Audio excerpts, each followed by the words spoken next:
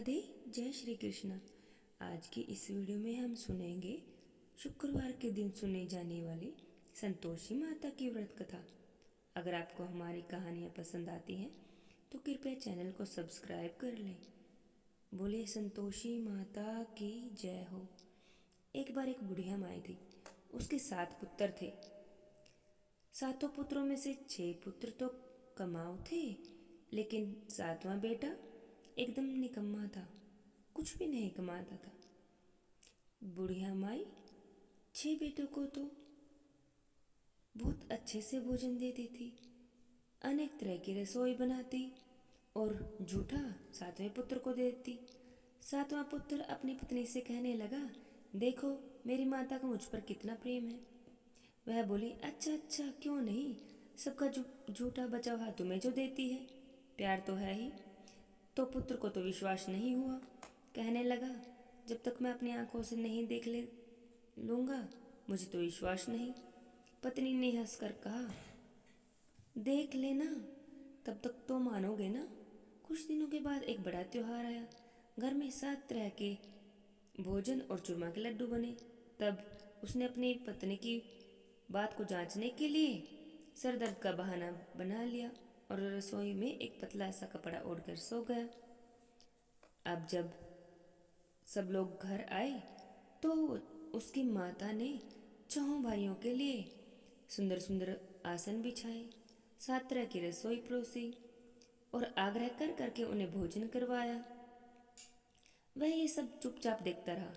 6 भाई जब भोजन कर उठ गए तब माँ ने उनकी थालियों में से लड्डुओं के टुकड़ों में से उठाया और एक लड्डू बना दिया और जूठन साफ करके एक अलग थाली में लगा के और वो लड्डू रख के 7वें बेटे को दे दिया। उठ जा, तेरे भाइयों ने तो भोजन कर लिया है, तो भी उठ के भोजन कर ले। तब उसने कहा, माँ मुझे भोजन नहीं करना, मैं तो परदेश जा रहा हूँ। उसकी माँ कहने लगी, कल जाना हो तो आज ही चला जा। तो वो भी कहने लगा, हाँ हाँ आज ही जा रहा हूँ। ऐसा कहकर वो भी घर से निकल गया। चलते हुए उसे अपनी पत्नी की याद आई, जो कि गौशाला में कंडे थाप रही थी। वह वहां जाकर उससे बोला, मेरे पास तो कुछ भी नहीं है, यह अंगूठी ही ले लो और अपनी कोई निशानी मुझे भी दे दो। उसकी पत्नी कहने लगी, मेरे पास क्या है, ये गोबर भरा हाथ है। ऐसा कहकर उसकी पत्नी ने उसके पीठ पर ही हाथ की थाप मार दी। तब वह चल पड़ा। चलते चलते दूर देश में पहुंच गया। वहां पर एक साहूकार की दुकान थी। वह वहां जाकर बोला, सेठ जी मुझे आप नौकरी पर रख लो। साहूकार को तो नौकर की बहुत सख्त जरूरत थी। साहूकार ने कहा, काम देखकर तनख्वाह दूंगा मैं तुम्हें। उसने कहा, सेठ जी जैसा आपको सही लगे। अब उसे साहूकार के यहाँ नौकरी मिल गई। वह वहाँ दिन रात मेहनत से काम करने लगा। कुछ दिनों में ही उसने दुकान का लेन देन हिसाब किताब सब कुछ बहुत अच्छे से समझ लिया। साहूकार के साथ 8 नौकर थे। वे सब चक्कर खाने लगे, लेकिन उसने तो अपनी लगन और श्रम से सबको पीछे छोड़ दिया और उसे फिर अपने के का फल भी मिलने लगा। सेठ ने जब उसका काम देखा तो 3 महीनों में ही उसे मुनाफे में साझेदार बना लिया। परिश्रम करते करते 12 वर्षों में ही वह नगर का नामी सेठ हो गया और सेठ अपना सारा कारोबार उस पर छोड़कर बाहर चला गया। इधर उसकी पत्नी पर क्या बीती वह भी सुनिए। सास ससुर अब उसे दुख देने लगे। घर का सारा काम उसे भी करना पड़ता था। लकड़ी लेने के लिए जंगल में जाना पड़ता था और बचे हुए रोटियों के आटे से जो भूसी बनती थी उसकी रोटी बनाकर उसको रोटी दी जाती थी और नारियल के खोले में उसको पानी दिया जाता था। इस तरह उसके दिन बीतते रहे। एक दिन जब वह जंगल में लकड़ी लेने जा रही थी तब उसे इस रास्ते में बहुत सी औरतें संतोषी माता का व्रत करते हुए दिखाई दी। वह वहां खड़े होकर पूछने लगी कि बहनों, ये आप किस देवी या देवता का व्रत कर रही हो और इसके करने से क्या फल मिलता है? इस व्रत की क्या विधि है? यदि तुम इस व्रत के विधान का मुझे समझा दोगी तो मैं तुम्हारा बड़ा एहसान मानूंगी। उनमें से एक कहने लगी, सुनो, ये संतोषी माता का व्रत है। इसके करने से निर्धनता और दरिद्रता का नाश होता है। लक्ष्मी माता घर में निवास करती है और सभी सुख और शांति मिलती है। निपुत्र को पुत्र मिलता है। पति अगर बाहर गया हो तो वह जल्दी लौट आता है। कुंवारी कन्या को मनपसंद वर मिलता है। कलह क्लेश की कोई स्थिति हो तो मन में शांति होती है, घर में धन संपत्ति होती है। और भी जो भी कुछ भी मनोकामनाएं होती हैं सब संतोषी माता की कृपा से पूरी हो जाती हैं। इसमें तो कोई भी संदेह नहीं है। तब वह पूछने लगी कि व्रत किया कैसे जाता है, यह भी बता दो तो बड़ी कृपा होगी। तो वह इस तरह कहने लगी, बहन, बिना परेशानी के अपनी श्रद्धा और प्रेम से जितना भी बन सके उतना प्रसाद लें। 5:15 आने से 5:15 बताशे तथा अपनी भक्ति और शक्ति के अनुसार गुड़ और बताशे लेना। हर शुक्रवार व्रत रहकर कथा कहना और सुनना। इसके बीच में कर्म नहीं टूटना चाहिए। लगातार नियम का पालन करना चाहिए। सुनने वाला कोई न मिले तो घी का दीपक जलाकर उसके आगे जल का भरा हुआ पात्र रखकर कथा कहना चाहिए, पर नियम नहीं टूटना चाहिए।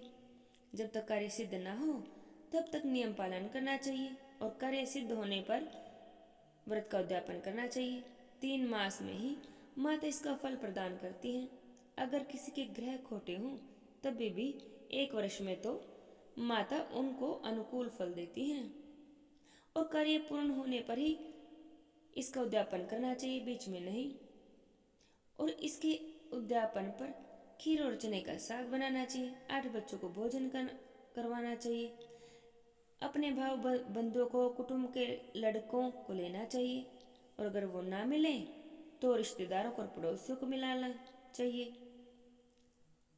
उन्हें भोजन करवाकर माता का नियम पूरा करना। लेकिन ध्यान रखना उस दिन घर में कोई कठिनाई न खाए। यह सुनकर वह घर से चल पड़ी। रास्ते में लकड़ी के गट्ठर को उसने बेच दिया और उन पैसों से गुड़ चना लेकर माता के व्रत की तैयारी करके आगे चल पड़ी। रास्ते में ही संतोषी माता के मंदिर में जाकर वह माता के चरणों में लेट गई और विनती करने लगी, माँ, मैं दीन हूँ, निपट मूर्ख हूँ। मैं तो कोई भी नियम नहीं जानती। मैं बहुत दुखी हूँ। हे माता, आप मेरा दुख दूर कीजिए। मैं आपकी शरण में आई हूँ। संतोषी माता को उस पर दया आ गई। एक शुक्रवार बीता था कि दूसरे शुक्रवार को ही उसके पति का पत्र आ गया और तीसरे शुक्रवार को तो उसका भेजा हुआ पैसा भी आ पहुंचा। अब तो ये देखकर जेठानी बहुत मुंह सिकोड़ने लगी कि इतने दिनों बाद पैसा है, इसमें क्या बड़ाई है। घर वाले बिताने देने लगे रुक कि अब तो इसके पास खूब पैसा आने लगा है, अब तो इनकी खूब खातिर होगी और अब तो ये मुंह से भी नहीं बोलेगी।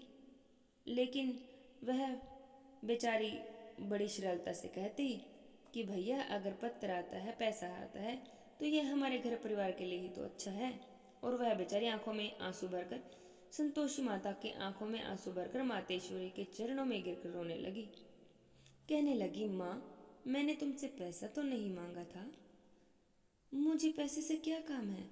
मुझे तो अपने सुहाग से काम है। माँ, मैं तो अपने स्वामी के दर्शन और सेवा मांगती हूँ। तब माता ने प्रसन्न होकर कहा, जा बेटी, तेरा स्वामी भी जल्दी ही आएगा। यह सुनकर वह खुशी से बावली होकर घर की ओर आकर काम करने लगी। अब संतोषी माता विचार करने लगी कि इस भोली भाली पुत्री से मैंने कह तो दिया कि तेरा पति शीघ्र आएगा, पर आएगा कहाँ से? वो तो उसे अब उसके सपने में भी याद नहीं करता। इसकी याद दिलाने तो मुझे ही जाना पड़ेगा। तब संतोषी माता ने उस बुढ़िया के बेटे को स्वप्न में समझाया, पुत्र, तेरी पत्नी तो कष्ट उठा रही है। तब वह कहने लगा, माँ, यह तो मुझे भी पता है, पर क्या करूँ, कैसे जाऊँ? परदेश की बात है, लेन देन का सारा हिसाब किताब है और कोई जाने का रास्ता भी मुझे नजर नहीं आता। आप ही मुझे कोई राह दिखाइए कि मैं वहाँ कैसे जाऊँ। तब संतोषी माता कहने लगी कि सवेरे नहा धोकर संतोषी माता का नाम लेकर घी का दीपक जलाकर दंडवत प्रणाम करके दुकान पर जाकर बैठ जाना। देखते देखते तेरा लेन देन सब चुक जाएगा और सांझ होते होते धन का ढेर लग जाएगा। अब तुम अगले दिन तो वह बहुत जल्दी उठा। उसने अपने मित्रों परिजनों से सबसे माता द्वारा कही गई बात साझी की। वे सब उसकी बात सुनकर उसकी खिल्ली उड़ाने लगे। कहने लगे, कहीं सपने की बात भी सच्ची होती है क्या भला? लेकिन उनमें एक बूढ़ा व्यक्ति था जो बहुत समझदार था। वह कहने लगा कि भाई मेरी बात मानो, इस तरह सच या झूठ नहीं कहना चाहिए और देवता ने जो भी जैसा भी कहा है वैसा ही करना। अब वह बूढ़े व्यक्ति की बात मानकर नहा धोकर संतोषी माता को प्रणाम किया और फिर घी का दीपक जलाकर दुकान पर जाकर बैठ गया और जैसे संतोषी माता ने कहा था वैसा ही हुआ। शाम तक उसका धन का ढेर लग गया। वह तो हैरान हो गया। मन में संतोषी माता का नाम लेकर प्रसन्न होकर घर जाने के लिए गहने कपड़े और सब सामान खरीदने लगा। सब कामों से निपटकर वह अपने घर को चल दिया। उधर उसकी पत्नी जंगल में लकड़ियां लेने गई हुई थी और इतने समय में थक जाने के कारण वह संतोषी माता के मंदिर में विश्राम करने बैठ गई थी। ये तो उसका रोज रुकने की जगह थी। धूल उड़ती देखकर उसने माता से पूछा, हे माते, ये धूल कैसे उड़ रही है? संतोषी माता कहने लगी, हे पुत्री, देख तेरा पति आ रहा है। अब तू ऐसा कर, लकड़ियों के 3 बोझ बना। एक नदी के किनारे रख दे, दूसरा मेरे मंदिर पर और तीसरा अपने सिर पर रख दे। तेरे पति को लकड़ी का गट्ठर देखकर मोह पैदा होगा। अब वो वहां पर रुकेगा, नाश्ता पानी करके अपनी माँ से मिलने जाएगा।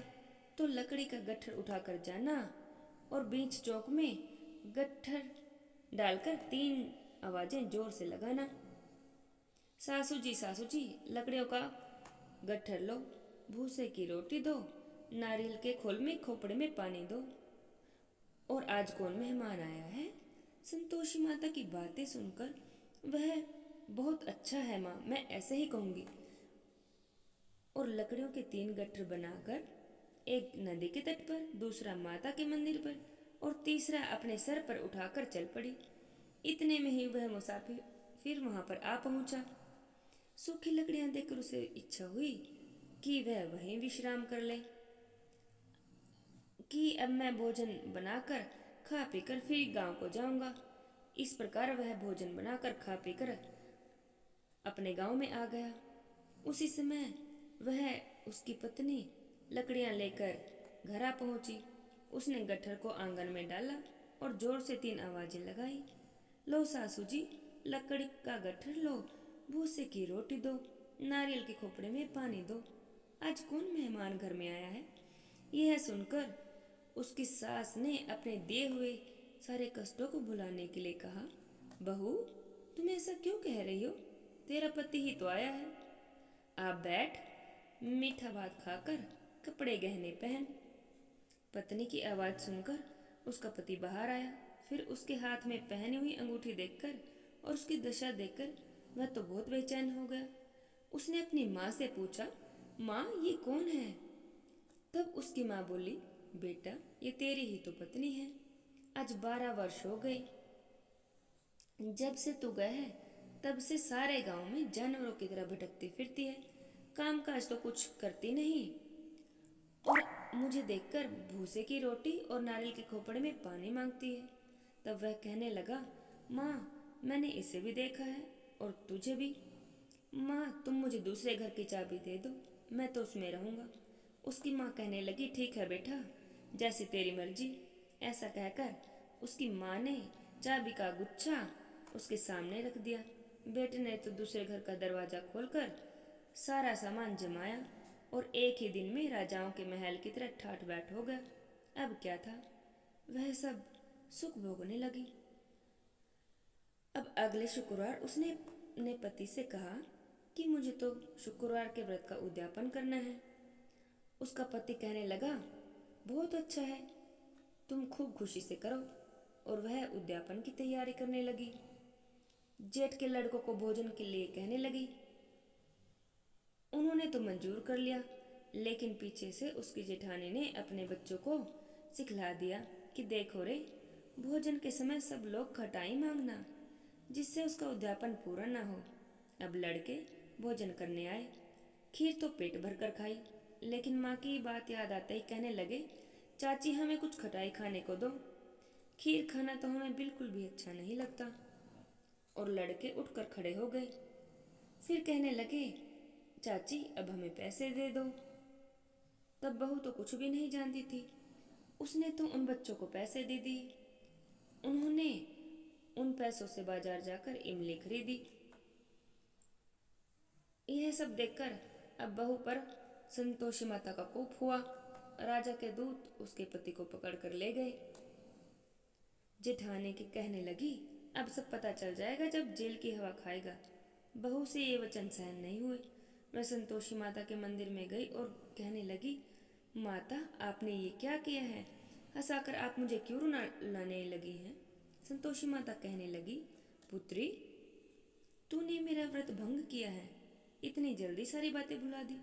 वह कहने लगी, माँ मैं तो कुछ भी नहीं भूली हूँ, ना ही मैंने कोई अपराध किया है, मुझे तो लड़कों ने ही भूल में डाल दिया है, मुझे क्षमा करो माँ।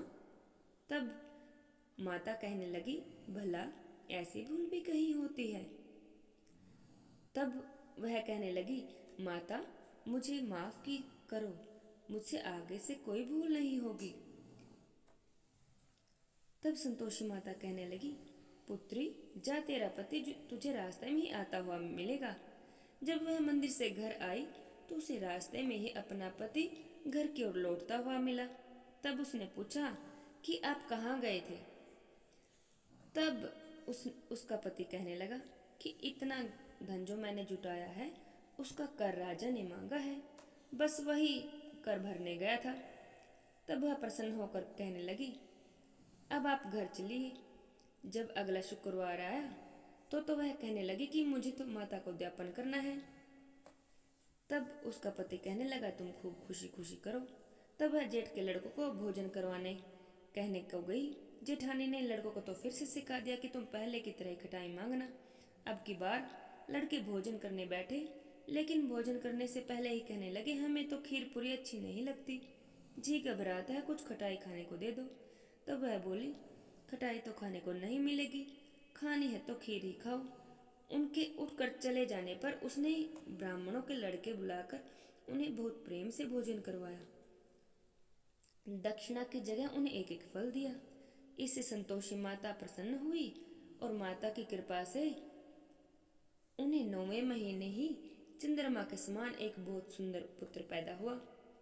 पुत्र को लेकर वह हर दिन संतोषी माता के मंदिर में जाती और माता की रोज मन से पूजा और व्रत करती। एक दिन संतोषी माता ने सोचा, यह रोज मेरे मंदिर आती है, क्यों ना आज मैं इसके घर चलूं। इसका आश्रय देखूं तो सही कि ये रहती कहाँ है, कैसे रहती है। यह सोचकर माता ने भयानक रूप बनाया। गुड़ और चने से सना मुंह बनाकर उस पर मक्खियां भिनभिनाने लगी। दहलीज पर पैर रखते ही उसकी सास चिल्लाने लगी, देखो तो भला, देखो कौन कौन चुड़ैल डाकनी अंदर चली आ रही है, जल्दी भगा दो इसे, नहीं तो सब कुछ खा जाएगी। और वह बहुत प्यार से देख रही थी, अरे ये तो मेरी माता मेरे घर आई हैं। उसने ऐसा देखकर दूध पीते हुए बच्चे को अपनी गोद से उतार दिया और लेकिन यह सब देखकर उसकी सास तो बहुत गुस्से से भर गई और कहने लगी, देखो भला, यह तो उतावली हुई जा रही है जो अपने बच्चे को ही पटक दिया। इतने में ही माता के प्रताप से जहाँ देखो वहाँ पर लड़के ही लड़के हंसने लगे। वो कहने लगी, माँ जी, मैं जिनका व्रत करती हूँ ये वही संतोषी माता है।